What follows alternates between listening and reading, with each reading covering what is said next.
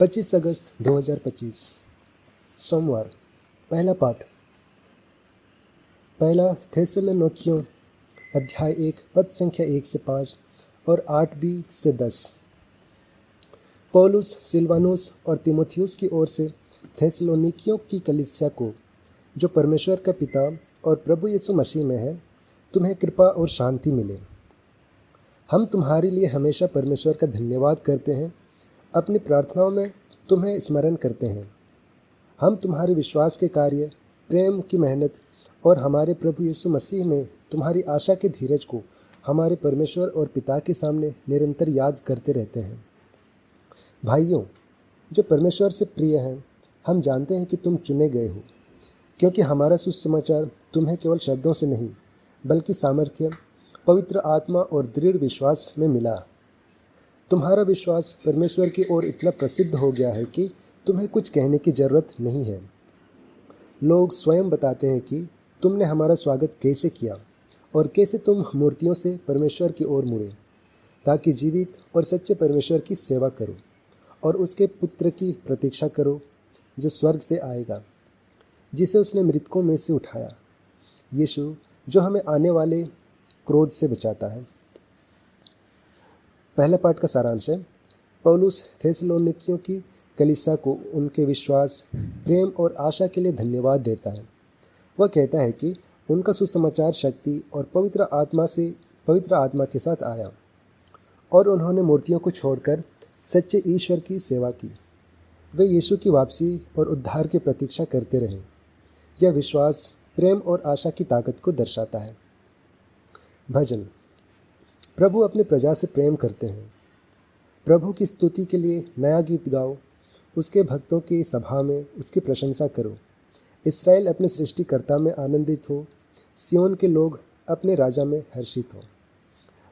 अनुवाक्य। प्रभु अपनी प्रजा से प्रेम करता है। वे नाचकर उसके नाम की स्तुति करें, डफ और वीणा बजाकर उसका भजन करें, क्योंकि प्रभु अपनी प्रजा से प्रेम करता है। वह दीनों को विजय से सजाता है। अनुवाक्य। प्रभु अपनी प्रजा से प्रेम करता है। भक्त अपनी महिमा में हर्षित हों, वे अपने बिस्तरों पर जय जयकार करें। परमेश्वर की स्तुति उनके कंठ में हो, यह सब उसके भक्तों की महिमा है। अनुवाक्य। प्रभु अपनी प्रजा से प्रेम करता है। इस भजन का सारांश है। यह भजन ईश्वर की स्तुति और उसके प्रेम की बात करता है। वह अपनी प्रजा, खासकर दीनों को विजय देता है। यह हमें आनंद और स्तुति में ईश्वर की महिमा करने की प्रेरणा देता है।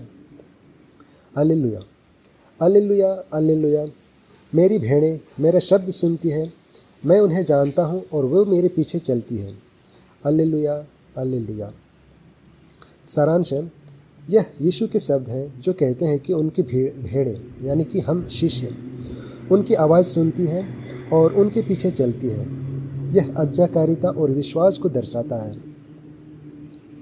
संत मत्ती के अनुसार आज का पवित्र सुसमाचार अध्याय 23 पद संख्या 13 से 22। यीशु ने कहा, हाय शास्त्रियों और फरीसियों, तुम कपटी हो। तुम स्वर्ग के राज्य का द्वार लोगों के लिए बंद करते हो। न तुम स्वयं प्रवेश करते हो, न उन लोगों को प्रवेश करने देते हो जो प्रवेश करना चाहते हैं। हाय शास्त्रियों और फरीसियों, तुम कपटी हो। तुम विधवाओं के घर खा जाते हो और दिखावे के लिए लंबी लंबी प्रार्थनाएं करते हो, इसलिए तुम्हें और भी कठोर दंड मिलेगा। हाय तुम कपटी शास्त्रियों और फरीसियों, तुम एक आत्मा को अपने मत में लाने के लिए समुद्र और थल पार करते हो, और जब वह तुम्हारा अनुयायी बनता है तो तुम उसे अपने से 2 गुने नरक का पुत्र बना देते हो। हाय तुम अंधे मार्गदर्शकों, तुम कहते हो यदि कोई मंदिर की शपथ ले तो वह कुछ नहीं, पर यदि कोई मंदिर के सोने की शपथ ले तो वह बंधा है। तुम मूर्ख और अंधे हो। कौन बड़ा है, सोना या वह मंदिर जो सोने को पवित्र करता है? और तुम कहते हो यदि कोई वेदी की शपथ ले तो वह कुछ नहीं कर, पर यदि कोई उस भेंट की शपथ ले तो वह बंधा है। तुम अंधे हो। कौन बड़ा है, भेंट या वह वेदी जो भेंट को पवित्र करती है? जो वेदी की शपथ लेता है वह वेदी और उस पर की हर चीज़ की शपथ लेता है, और जो मंदिर की शपथ लेता है वह मंदिर और उसमें रहने वाले की शपथ लेता है, और जो स्वर्ग की शपथ लेता है वह परमेश्वर के सिंहासन और उस पर बैठने वाले की शपथ लेता है। तो हमारा सुसमाचार का पाठ है सारांश। यीशु शास्त्रियों और फरीसियों की कटु निंदा करते हैं क्योंकि वे कपट करते हैं, स्वर्ग का द्वार बंद करते हैं, विधवाओं का शोषण करते हैं, दिखावे की प्रार्थना करते हैं और गलत शिक्षा देते हैं। वे बाहरी रस्मों को महत्व देते हैं लेकिन सच्चाई को नहीं। यह सच्ची धार्मिकता और कपट के बीच को अंतर को दर्शाता है। तो आइए इन पाठों पर हम मनन चिंतन करेंगे और इसे हम पॉइंट बाय पॉइंट सीखेंगे। तो सबसे पहले हम इसके पहले पाठ को हम सीखते हैं। इस दिन की पाठों और सुसमाचार का मनन हमें विश्वास, प्रेम, आशा, सच्ची धार्मिकता और ईश्वर की आवाज़ सुनने पर केंद्रित करता है। संत लुई और संत जोसेफ कालासांज की सेवा और नम्रता इसे गहरा बनाती है। आइए सरल भाषा में इसे समझने की कोशिश करते हैं। पहला पॉइंट है विश्वास, प्रेम और आशा, जो कि हमने पहला पाठ से सुना। पौलुस थेसलोनिकियों की कलीसिया को उनके विश्वास यानी कि कार्य, प्रेम, मेहनत और आशा, धीरज के लिए धन्यवाद देते हैं। वे मूर्तियों को छोड़कर सच्चे ईश्वर की ओर मुड़े और यीशु की प्रतीक्षा करते हैं। यह हमें सिखाता है कि सच्चा विश्वास कार्यों में, प्रेम मेहनत में और आशा धैर्य में दिखता है। क्या हम अपने विश्वास को कार्यों में दिखाते हैं? थेसलोनिकियों की तरह हमें मूर्तियों यानी कि धन, प्रसिद्धि को छोड़कर ईश्वर पर भरोसा करना चाहिए।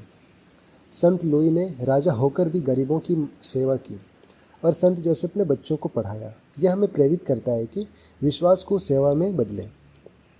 दूसरा पॉइंट है ईश्वर की स्तुति और प्रेम, जिसे कि आज के हमने भजन में सुना। भजन 149 ईश्वर की स्तुति और उसके प्रेम की बात करता है, जो दीनों को विजय देता है। यह हमें याद दिलाता है कि ईश्वर हमसे प्रेम करता है और हमें आनंद में उसकी स्तुति करनी चाहिए। क्या हम कठिन समय में भी ईश्वर का धन्यवाद करते हैं? यह भजन हमें प्रेरित करता है कि प्रार्थना और गीत में ईश्वर की महिमा करें, जैसे थेसलोनिकियों ने विश्वास में आनंद लिया। तीसरा पॉइंट है यीशु की आवाज़ सुनना। यीशु कहते हैं कि उनकी भेड़ें उनकी आवाज़ सुनती है। यह हमें सिखाता है कि हमें बाइबल और प्रार्थना के माध्यम से ईश्वर की आवाज़ सुननी चाहिए। क्या हम रोज़ उनकी बातें सुनते हैं? संत लुई और जोसेफ ने यीशु की आवाज़ सुनी और सेवा में जिए। चौथा पॉइंट है सच्ची धार्मिकता बनाम कपट, जो आज का हमारा सुसमाचार था। यीशु फरीसियों के कपट की निंदा करते हैं, जो बाहरी रस्म को महत्व देते हैं लेकिन हृदय में धार्मिकता नहीं रखते। यह हमें पूछने को मजबूर करता है कि क्या हमारी प्रार्थना और कार्य दिखावे के लिए हैं? फरीसी स्वर्ग का द्वार बंद करते हैं लेकिन यीशु हमें सच्चाई का रास्ता दिखाते हैं। संत लुई ने राजा होकर भी नम्रता और न्याय दिखाया। संत जोसेफ ने बच्चों को पढ़ाया। यह हमें प्रेरित करता है कि यह हृदय से ईश्वर की सेवा करें। हम हृदय से ईश्वर की सेवा करें और दूसरों को स्वर्ग की ओर ले जाएं। कुल मिलाकर ये पाठ हमें सिखाते हैं कि सच्चा विश्वास कार्यों, प्रेम और आशा में दिखता है। हमें यीशु की आवाज़ सुननी चाहिए, कपट से बचना चाहिए और नम्रता से सेवा करनी चाहिए। संत लुई और जोसेफ हमें दिखाते हैं कि विश्वास को सेवा और शिक्षा में जिया जा सकता है। तो आइए आज के इन पाठों को हम अपने दैनिक जीवन में कैसे लागू कर सकते हैं, इसे हम समझने का कोशिश करते हैं। इन शिक्षाओं को जीवन में लागू करने के लिए हम ये सब कार्य कर सकते हैं जो आगे हम सुनेंगे, जो थेसलोनिकियों के विश्वास, भजन की स्तुति और यीशु की सच्चाई से प्रेरित है। पहला पॉइंट विश्वास को कार्यों में दिखाएं। हमने पहला पाठ से सुना। क्या कर सकते हैं हम? अपने विश्वास को कार्यों में बदलें। थेसलोनिकियों की तरह मूर्तियों जैसे धन, सोशल मीडिया को छोड़ें और ईश्वर की सेवा करें। हर हफ्ते एक ज़रूरतमंद की मदद करें, जैसे भोजन दान करना या किसी को प्रोत्साहित करना। संत जोसेफ की तरह बच्चों को कुछ सिखाएं, जैसे बाइबल की कहानी इत्यादि। और इससे आपका विश्वास मजबूत होगा और दूसरों को प्रेरणा मिलेगी। दूसरा पॉइंट है, परिवार, दोस्तों या समुदाय के लिए प्रेम से मेहनत करें। संत लुई की तरह ज़रूरतमंदों की मदद करें। जैसे अपने परिवार के लिए समय निकालें, जैसे बुजुर्गों की देखभाल करना, कार्यस्थल पर दूसरों की मदद करें, भले ही वह आपका काम ना हो। और इससे क्या होगा, यह आपके रिश्तों को मजबूत करेगा और प्रेम बढ़ाएगा। तीसरा पॉइंट है, आशा में धैर्य रखें, जो कि हमने पहला पार्ट में सुना। हम क्या कर सकते हैं इसके लिए? तो कठिन समय में यीशु की वापसी की आशा रखें। रोज़ प्रार्थना करें कि ईश्वर आपको धैर्य दे। जैसे अगर आप नौकरी या स्वास्थ्य की समस्या में हैं तो प्रार्थना में धैर्य मांगें और छोटे कदम उठाएं, जैसे नई योजना बनाना। और इससे क्या होगा, यह आपको शांति देगा और विश्वास को बनाए रखेगा। चौथा पॉइंट है, ईश्वर की स्तुति करें। रोजाना भजन 149 पढ़ें और ईश्वर की आशीष के लिए धन्यवाद दें। प्रार्थना में आनंद व्यक्त करें। जैसे हर सुबह 5 मिनट प्रार्थना करें, जिसमें ईश्वर की दया, जैसे परिवार, भोजन इत्यादि के लिए धन्यवाद दें। चर्च में भजन गाएं और इससे क्या होगा, यह आपको आनंद देगा और कठिन समय में प्रेरणा देगा। पांचवा पॉइंट है, यीशु की आवाज़ सुनना, जिसे कि आज हमने हालेलुया में सुना। हम क्या कर सकते हैं? तो हम रोज़ बाइबल पढ़ सकते हैं, जैसे मत्ती का, योहन का सुसमाचार हम और लूकस का, योहन का। और प्रार्थना में यीशु की आवाज़ सुनें। पवित्र यूखरिस्त ग्रहण करें। जैसे अगर रविवार मिस्सा में जाए और यीशु के शब्दों पर ध्यान दें। अगर जीवन में निर्णय लेना हो तो प्रार्थना में मार्गदर्शन मांगें।